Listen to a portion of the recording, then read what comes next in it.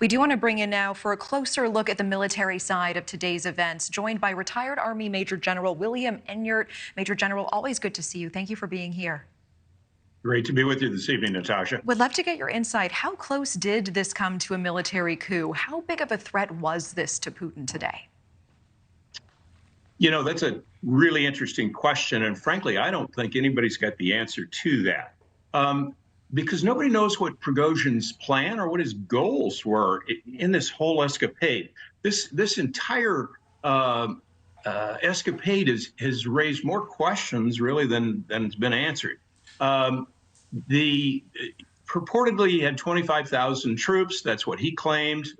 We know what those claims are worth. But he did have a significant force that certainly raced up one of the major interstate highways, or the equivalent of an interstate highway, an expressway towards Moscow, and did come within, as the previous report indicated, less than 120 miles from the center of Moscow. And how many forces Moscow had there prepared to respond to this threat, again, is unclear. But certainly they were.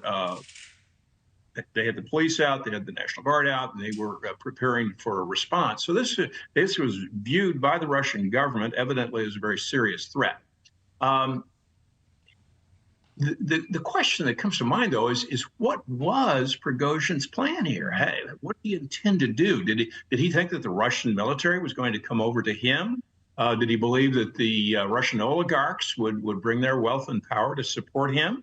Or is this whole thing an immense fraud cooked up by Prigozhin and Putin together with the assistance of Lukashenko, the president of Belarus, to con the West or Ukraine into believing that Russia is collapsing.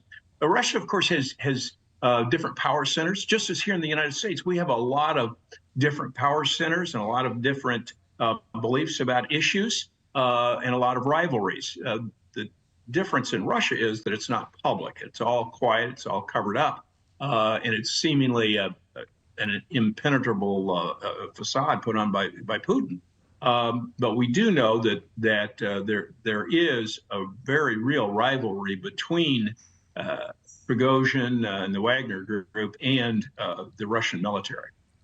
It's a fascinating theory that you bring up. How likely do you think it is that it's actually true? I mean, knowing what you know about Putin, would he be willing to look this weakened, to look this ego bruised in this moment in order to have a grander sham of a scheme to maybe tempt the Ukrainians to, I don't know, increase their counteroffensive and weaken, leave themselves more vulnerable?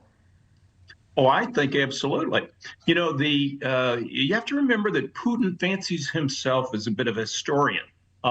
He believes that he's Peter the Great, so he frequently refers to history.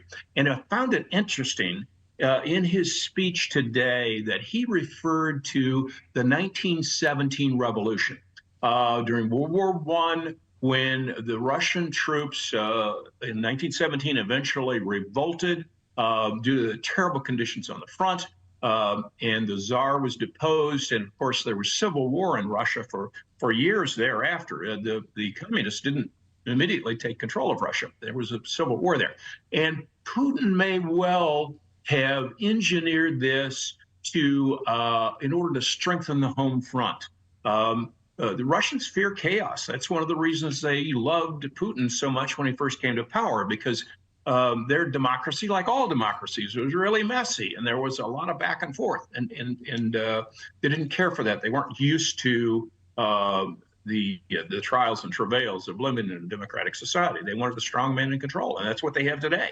So Putin, I don't think it's at all beyond Putin to think, I will get the public behind me in this because I will threaten them with the threat of the 1917 revolution and all of the dangers of that. Okay, it's a really interesting perspective, and I always appreciate your time, Major General Enyart. Thank you so much. Pleasure to be with you, Natasha. Thank you for watching. Go to newsnationnow.com to find NewsNation on your television provider, and don't forget to click the red subscribe button below to get more of NewsNation's fact-driven, unbiased coverage.